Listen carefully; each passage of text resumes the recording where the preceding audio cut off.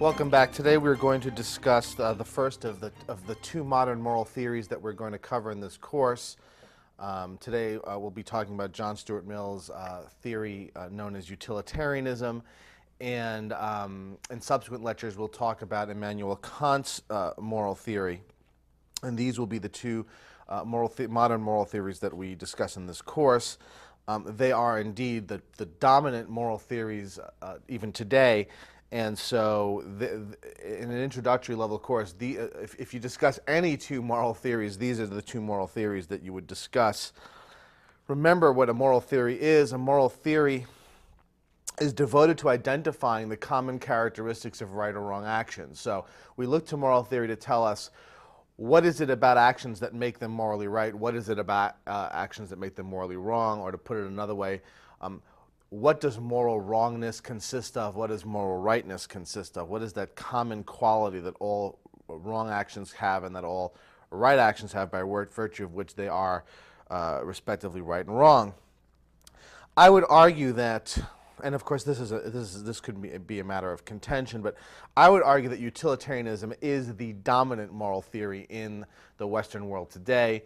Others might take issue with that. Certainly, if there's any rival to utilitarianism's dominance, it's going to be some version of Kantianism. But as I understand the public ethos in the United States, England, and other Western countries, it would seem to me that the overwhelming number of people, if you were to sort of try and discern what sort of ethical view they have, you'd find a lot of utilitarian ideas. John Stuart Mill is not the creator of utilitarianism. That credit has to go to a philosopher belonging to the previous generation, Jeremy Bentham. He is the originator, the creator of the utilitarian theory. But Mill is its most sophisticated and most articulate, most famous spokesman. So the theory originates with Bentham, but in Mill it receives its most sophisticated, fullest, and most influential treatment. Let me just say a couple of things about John Stuart Mill by way of biography. John Stuart Mill was the son of James Mill, who was a philosopher in his own right, and was a passionate supporter and advocate of Bentham's utilitarianism. So, part of the reason why Mill was a utilitarian was because his father was a utilitarian, and indeed a very outspoken advocate of utilitarianism. Mill was a child prodigy. His father, in a sense, wanted to prepare his son, John, to lead the charge for utilitarianism in the public sphere. And so his father very much molded and shaped the younger Mill's education and intellect from the beginning in a way that I think today we would find objectionable. I mean, the father really, in a sense, denied his son a childhood in order to train him to become the supreme utilitarian. Mill was reading Latin and Greek by the age of 10. And in Mill's autobiography, which is one of the great examples of the genre, I think there's a handful of great autobiographies of great intellectuals, the greatest probably being St. Augustine's, but of course there's also Jean-Jacques Rousseau's Confessions, and John Stuart Mill's autobiography certainly has to rank amongst the greatest of this genre of literature. Mill, later in life, suffered a terrible, catastrophic nervous breakdown, and there's no question that a lot of it had to do with the intense pressure that his father put upon him as a young child to perform and to absorb a level of education and instruction that I think any of us today would deem oppressive. When he was older, Mill worked for the British East India Company, which was one of the largest, most prosperous companies of the empire, of the British Empire. He served a brief stint as a member of Parliament representing the City of London and Westminster from 1865 to 1868. Mill was an active proponent of progressive and liberal causes. And remember, whenever we use words like progressive and liberal, what they mean is in somewhat relative to the times. what counts as progressive in Victorian England is going to be very different from what counts as progressive today. I think most of the things that Mill argued for are things that no one today would disagree with. And so while they may have seemed radical in Victorian England, they're certainly not considered radical today. One of Mill's major causes was women's suffrage, right? The women's right to vote, to own property, sort of basic human rights that we take for granted today. I can't imagine anyone today in the United States or England or anywhere else in the West who would say that women ought not to vote. Or ought not to be able to own property, or ought not to be able to become educated. But of course, they were not allowed to do any of these things not long ago. And Mill was one of the earliest proponents of women's suffrage and one of the most influential advocates of basic liberal ideas.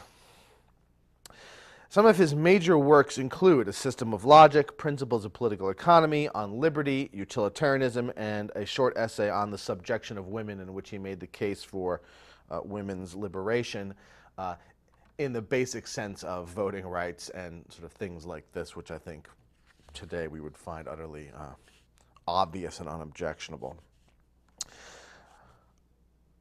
But Mill's most famous for being a philosopher, and indeed he is most famous, bad English, he's most famous for his version of the utilitarian ethic, and for the theory of liberty that he presents in the book On Liberty. Underlying Mill's moral philosophy, underlying the utilitarian account of right and wrong, is a certain conception of value which it's essential that we understand.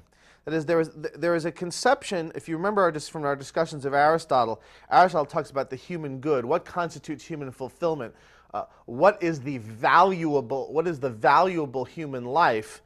Mill also is going to have a conception of value, that which is valuable, and what are the hierarchy of values? What are of all the things that have value, what are their relative places with respect to one another in the hierarchy of value?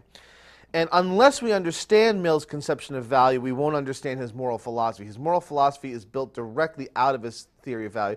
And there's a great sense to this, right?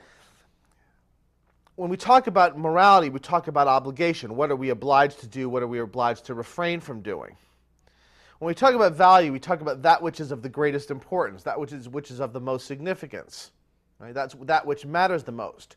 And certainly there's going to be a relationship between that which is of the greatest value, that which is of the most significance, and that which we are obliged to do and that which we are obliged not to do. I would suppose that as a general matter, one is going to be morally obliged to promote that which is of the greatest value, and to discourage that which detracts from or takes away from or obstructs that which is of value, right? So there's a sort of an obvious intuitive relationship between conceptions of value on the one hand and conceptions of moral obligation on the other. And in Mill's theory, the relationship is sort of seamless, as will become evident when we get to the specifics.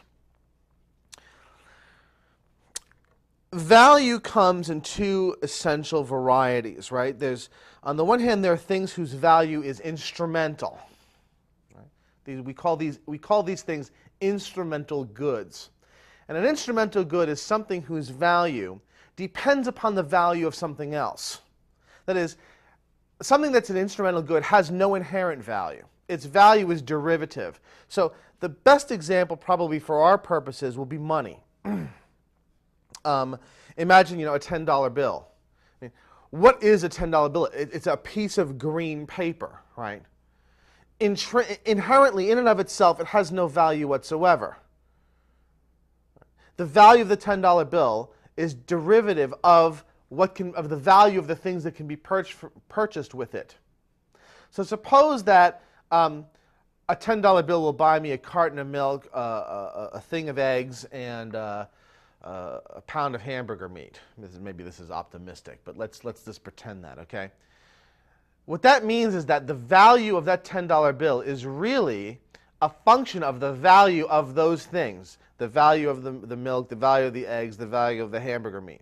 Right? The $10 bill's value is directly derived from the value of those things to which it is an instrument. Right? right? The $10. I'm trying to use the lingo so that we get comfortable with it. The $10 bill's value is instrumental to the purchase of these things, which themselves are objects of value. Okay. So some things are instrumental goods. Their value lies in the fact that they are instruments to other things of value. In the case of money, the kind of instrument it is it a purchasing instrument. Right? Its value lies in the fact that it allows you to obtain things of value. Now, the other variety of value we call intrinsic value. There are some things that are intrinsically good. And when we say that something is intrinsically good, we mean its value is inherent in it. It is valuable in and of itself. To speak as Aristotle would, an intrinsic good is an end in itself. It is not a means to any further end. It is not an instrument to any further good. Its good is inherent in itself.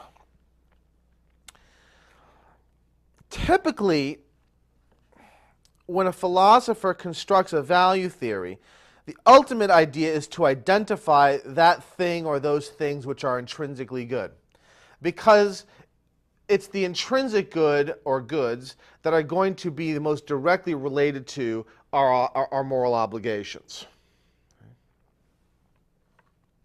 So, for example, I don't think that anybody thinks that there's sort of a moral obligation to give people, that people should have money, because money is sort of, is simply an instrument.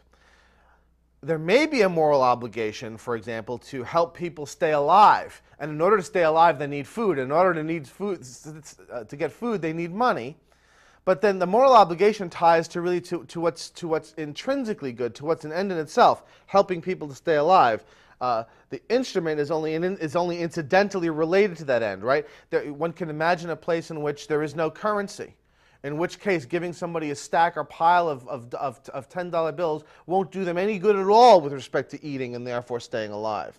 So a philosopher typically who's constructing a value system constructs it with the idea of identifying the intrinsic good or intrinsic goods, because it's the intrinsic good or goods which are directly relevant to the question of moral obligation, what we're obliged to do, what we're obliged to refrain from doing. Now, Mill argues that there is just one intrinsic good. There's only one thing that is valuable in and of itself, and all other goods, Mill says, are instruments to that intrinsic good. Mill says the only intrinsic good is happiness.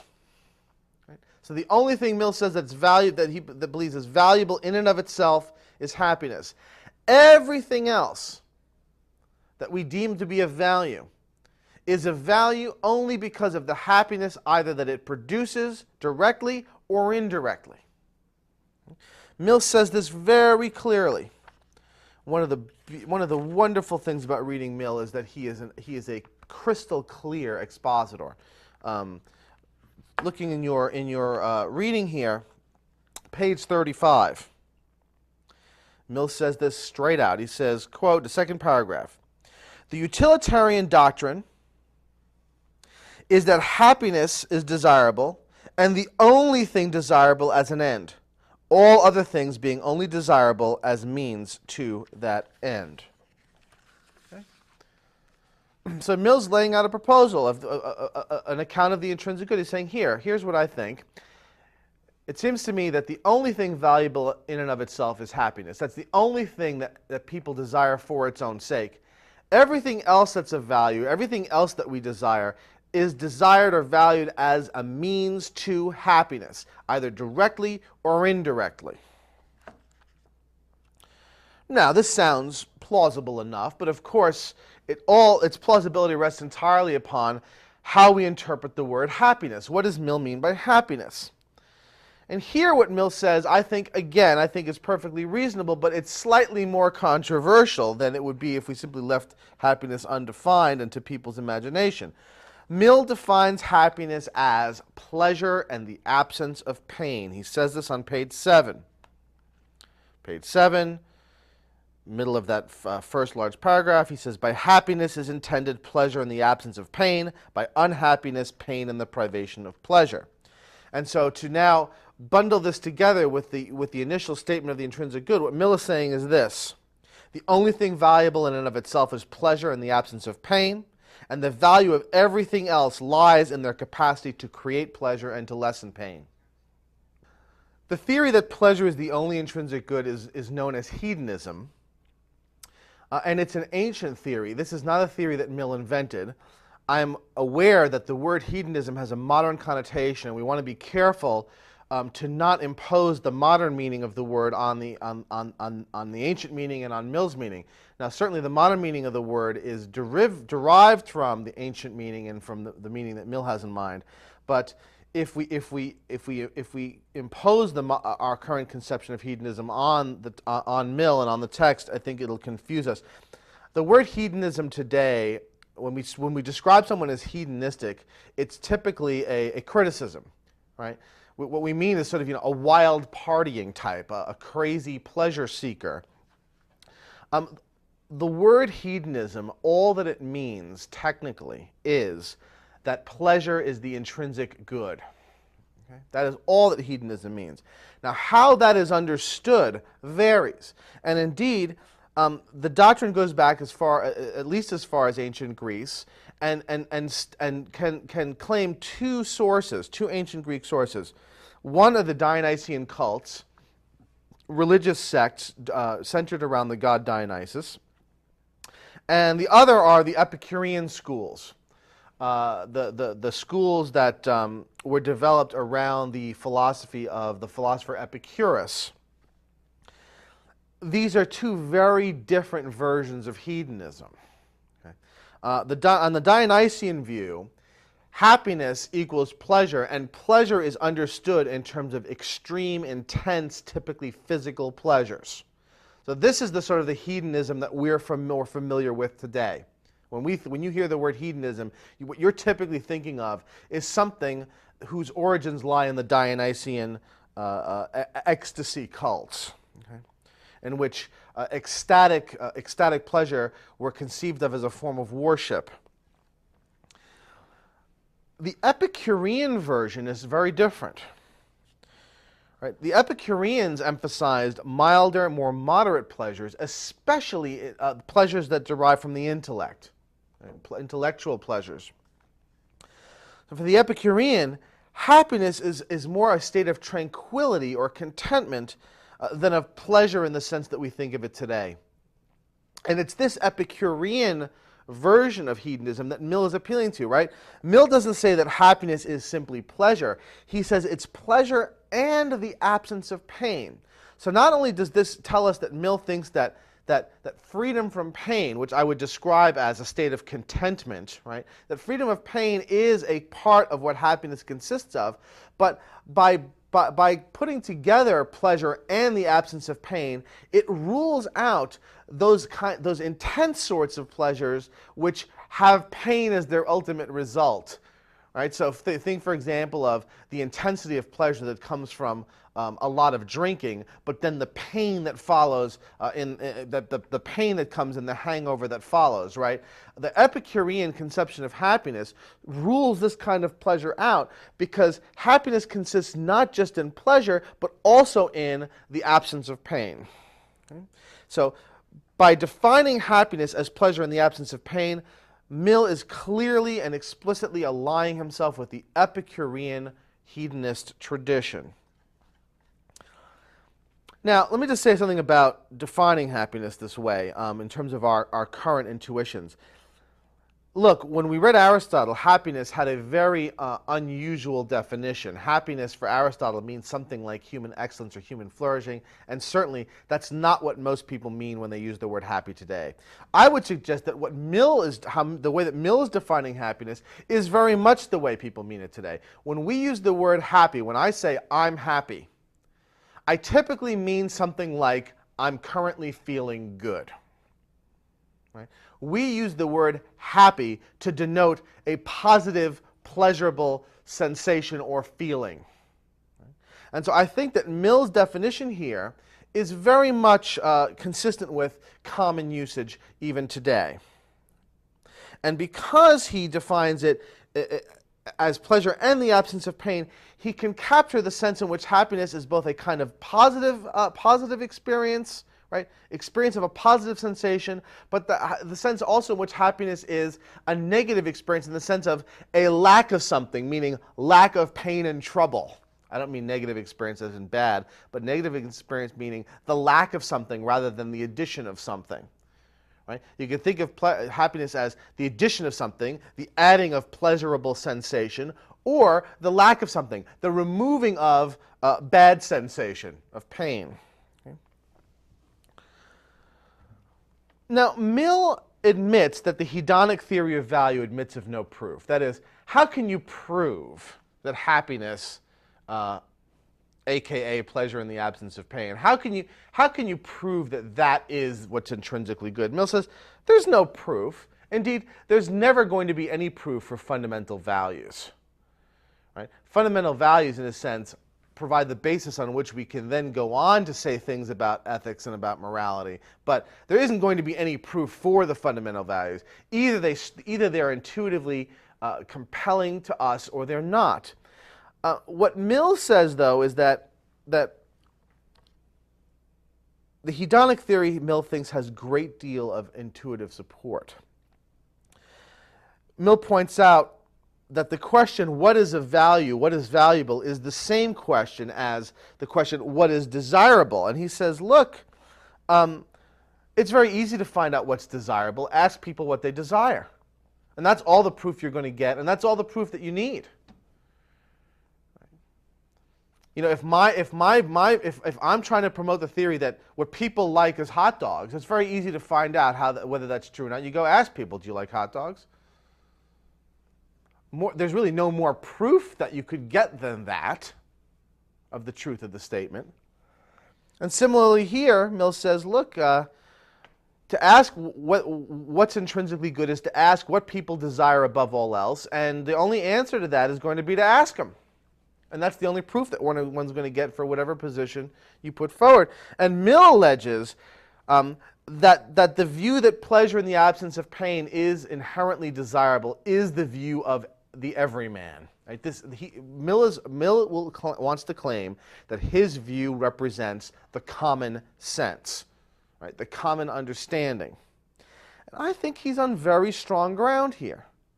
I think if you sort of took a random sample of people off the street and asked them to list the things that are of value to them, and then to ask them why those things are of value to them, ultimately the answer to all the whys is going to point to, they make me happy. In this sense of happiness, feeling good rather than feeling bad. So I think that Mill is right, that the view has tremendous intuitive appeal. He talks about this on page 35. This is the first page of the chapter entitled, Of What Sort of Proof is the Principle of Utility Susceptible? He says in the first sentence, questions of ultimate ends do not admit of proof in the ordinary acception of the term. Further down, the next paragraph, he says, questions about ends are questions about what things are desirable. The utilitarian doctrine is that happiness is desirable and the only thing desirable is an end, yada, yada, yada. He then goes on to say, the sole evidence it is possible to produce that anything is desirable is that people do actually desire it. If the end which the utilitarian doctrine proposes to itself were not in theory and in practice acknowledged to be an end, nothing could ever convince any person that it was so. No reason can be given why the general happiness is desirable, except that each person, so far as he believes it to be attainable, desires his own happiness. This being a fact, we have not only all the proof which the case admits of, but all which it is possible to require. Okay.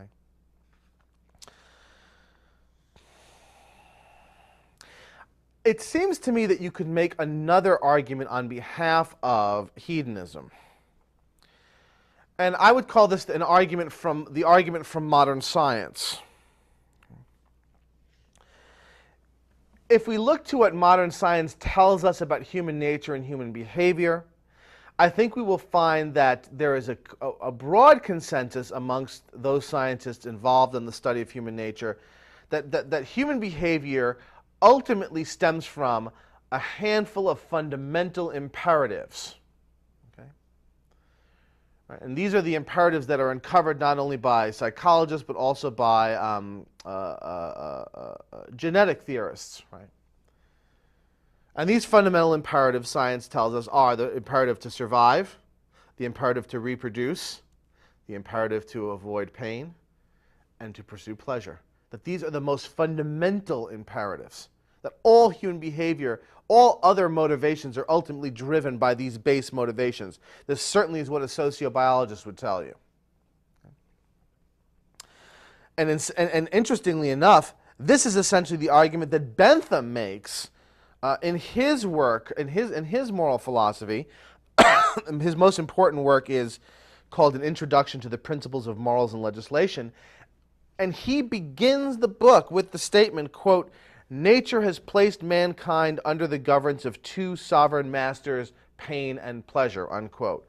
So the utilitarian can claim not only that the hedonic theory of value reflects and represents the common sense of mankind, the utilitarian can also argue that the thesis that pleasure is the intrinsic good is supported by the modern scientific picture of human nature and human behavior. And I think that for these two reasons, utilitarianism and particularly hedonism as a value system is very powerful. And if it's going to be opposed, there are going to have to be very serious and equally compelling objections, some of which we will discuss here. As a matter of fact, one of which we'll discuss right now.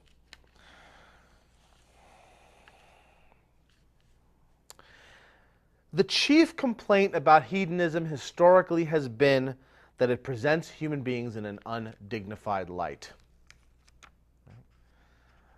Right? So the chief complaint, whenever anybody sort of proposes or expresses support for a hedonic conception of value, the typical complaint is, well, you're making human beings out to be nothing better than animals. That is the typical complaint. Mill quotes precisely such an objection. He voices this objection. In other words, Mill, and this is always the hallmark of a good philosopher, that a good philosopher anticipates the possible objections to his own view. The philosopher doesn't simply state his view. He tries to anticipate the potential objections and respond to them. Mill, very early on in the book, anticipates precisely this objection. If you look on page 7, the last large paragraph, he's talking about his own theory. He says, "Such a theory of life excites in many minds inveterate dislike.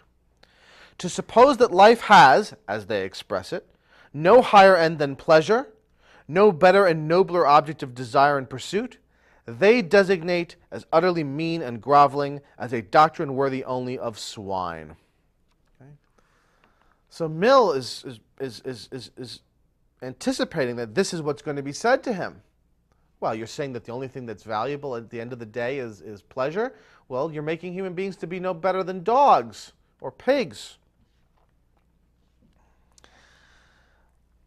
Mill's reply is clever. What I like about Mill's reply is I think it's both clever. It's a kind of sort of a jujitsu kind of reply. It turns the objection on the critic.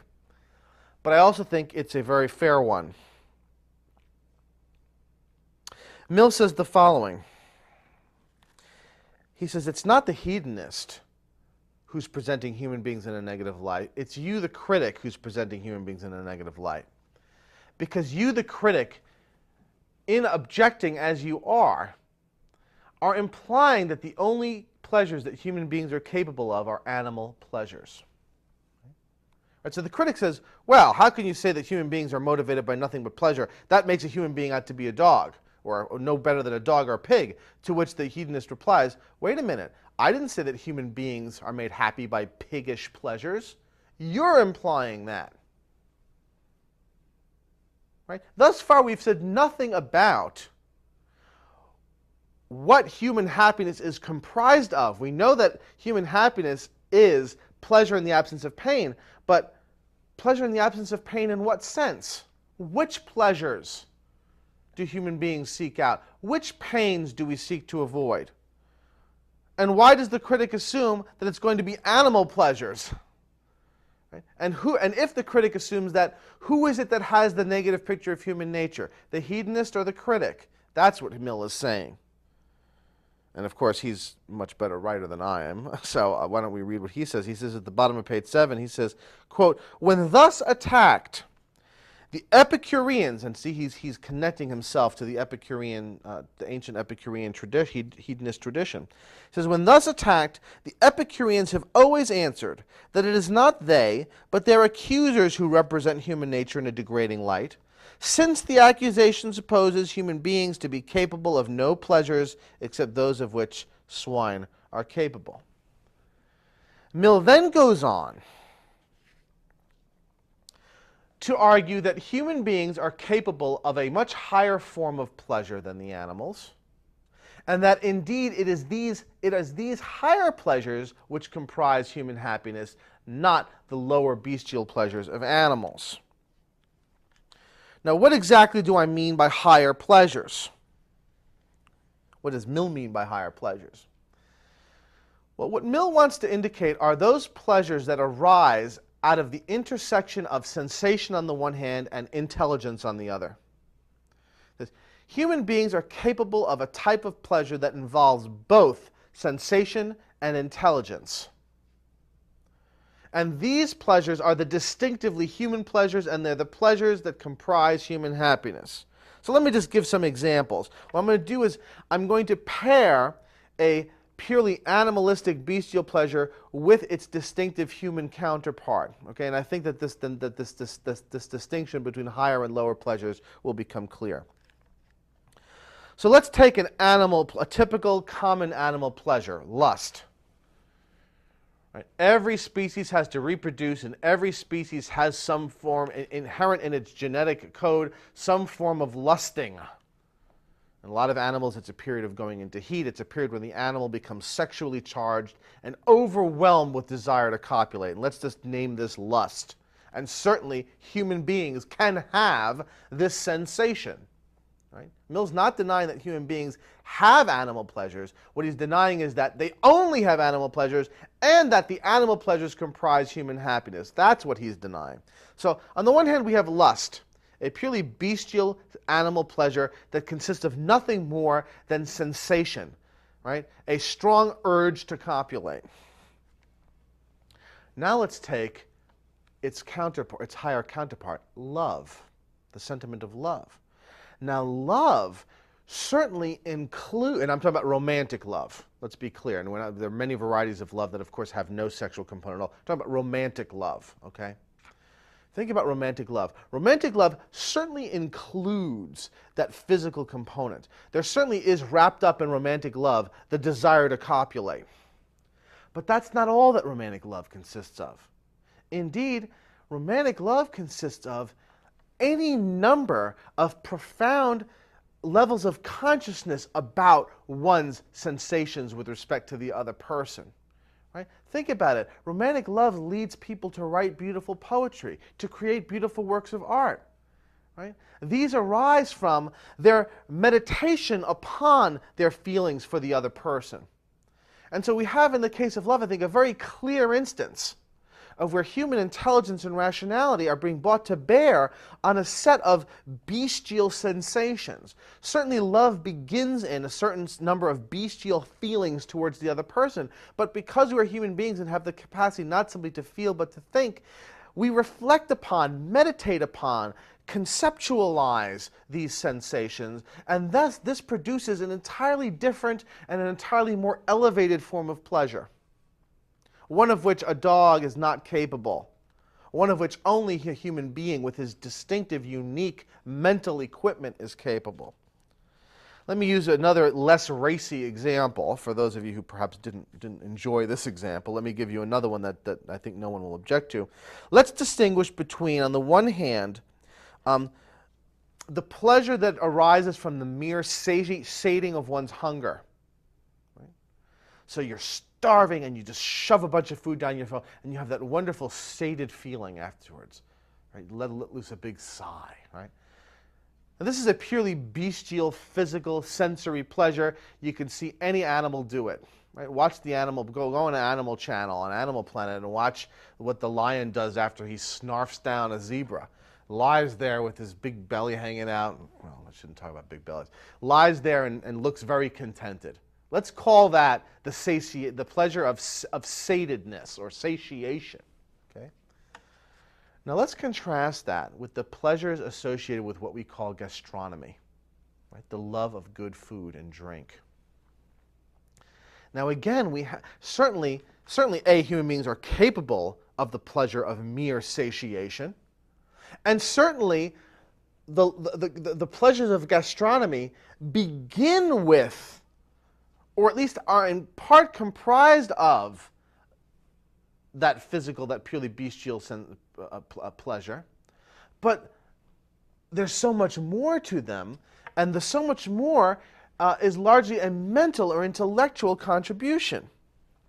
Right? Think about the difference between simply, food as a kind of fuel that you shove down your throat to keep your engine going, and food as it is presented, let's say, in a fine restaurant or in a carefully prepared meal. Right? There's a level of artistry, there's a level of care, there's a level of consciousness about what one is doing. There's consciousness even in the selection of what the courses should be, and how they should complement one another, and how the different flavors should go together, and whether something should be spicy and then afterwards perhaps cool and refreshing, and so on and so forth. These are all dimensions of the gastronomical pleasure that come from the application of the mind, of the intellect, to the physical process of eating and the physical enjoyments that come from satiating one's hunger. And again, the pleasure of gastronomy, the higher pleasure, is a distinctively human one. It's not dogs and cats and lions and bears don't have gastronomic enjoyment. We do, because we are unique in the fact that we can derive pleasure not simply from mere sensation, but from the application of our intelligence to those pleasures of sensation in order to create a whole new, higher level of pleasure. Mill says on page 8, he says, right in the middle, he says, there is no known Epicurean theory of life which does not assign to the pleasures of the intellect, of the feelings, and of the imagination, and of the moral sentiments a much higher value as pleasures than to those of mere sensation. Now, there's an obvious objection that arises at this point. Someone might say, well, this all sounds very ennobling. I'm glad that Mill thinks that people are capable of these sublime, highly elevated forms of happiness.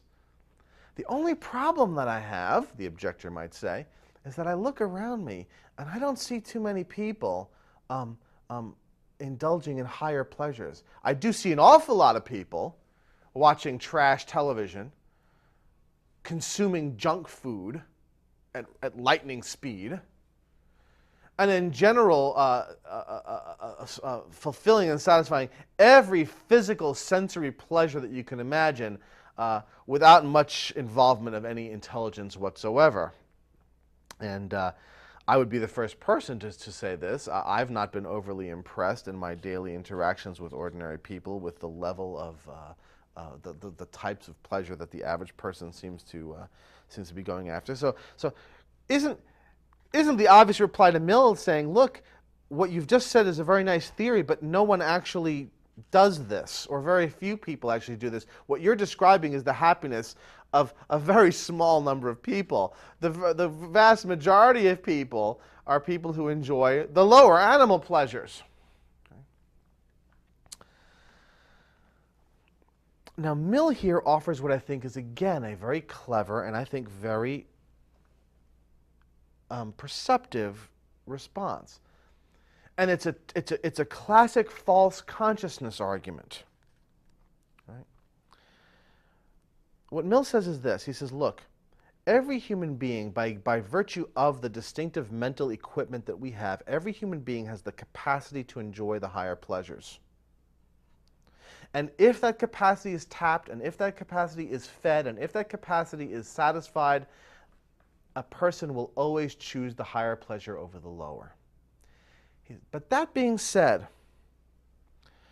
many people may choose the lower pleasures because A, the capacity to enjoy the higher pleasures has never been cultivated. So think about a person who's brought up by people who have no taste, who are a bunch of barbarians, right?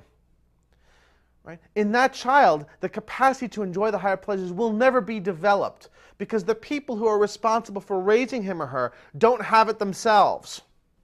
So in such a case, a person would never develop the taste for better things. Right? Or a person may have had those capacities cultivated, but they may have been either let to go to waste. Right? They're not then later encouraged. Perhaps the person then finds himself, perhaps a person, let's say, grew up in a very advanced home with parents who were very conscious to cultivate the capacity for higher levels of pleasure, but that then, for some reason, circumstances or other, the person wound up moving or living somewhere else in a very negative environment, where, let's say, they were constantly being bombarded with base, crass sorts of enjoyments, and never were allowed to exercise or fulfill their higher pleasures. One could easily see how, for such a person, their capacity for higher pleasure would eventually sort of die off. So both neglect in childhood upbringing and coarseness of environment, of surroundings, both of these can kill the capacity for the higher pleasures. And this is why Mill says on page 10, towards the bottom, he says, capacity for nobler feelings is in most natures a very tender plant, easily killed, not only by hostile influences, but by mere want of sustenance. And in the majority of young persons, it speedily dies away if the occupations to which their position in life has devoted them and the society into which it has thrown them are not favorable to keeping that higher capacity in exercise.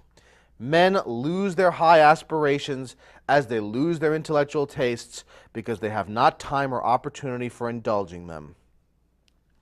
Okay. And I think this is not only true. I mean, in my own experience teaching, I have found students who were clearly brought up in such a way that no one had ever exposed them to the better things in life. And the minute that they were exposed, they couldn't get enough of the good things. So I mean, this account, not only this account of why people choose the lower pleasures in spite of the fact that human beings really find fulfillment in the higher pleasures, I think that this account is not only true in that it rings true to my ears and my experience with ordinary people, but also it includes a very, very potent, important warning.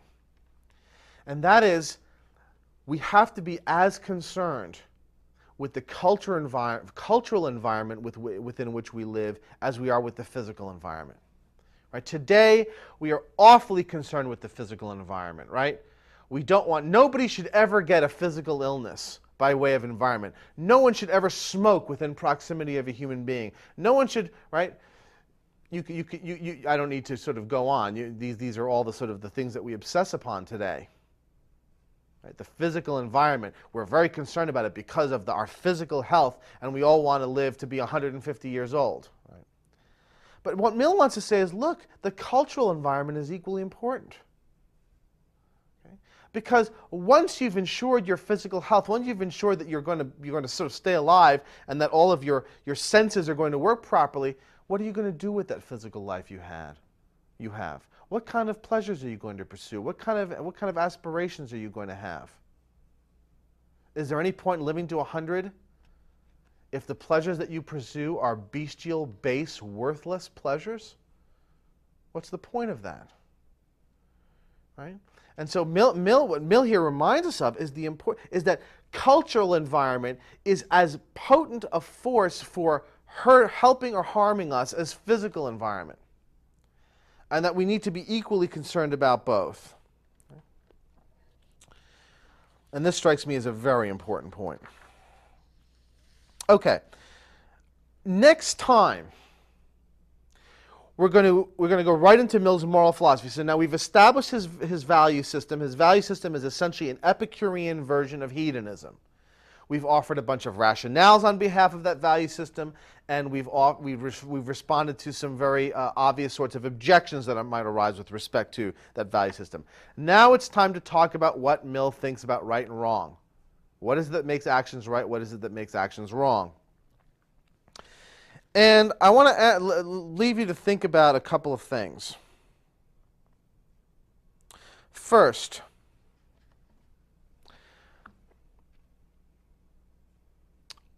can you explain why on Mill's view a person's intentions have nothing to do with the moral value of their actions? A, can you explain that? And B, what do you think of that? And B, I want you to start thinking about what you think are the morally relevant aspects of action, of an action. Mill's going to tell you what he thinks the morally relevant aspects are. Kant is going to tell you what he thinks the morally relevant aspects are. But I want you to think about what you think the morally relevant aspects are. Okay. And so we'll pick it up next time with our second lecture on Mill. And then once we're done with Mill, we'll turn to Immanuel Kant. Thank you very much.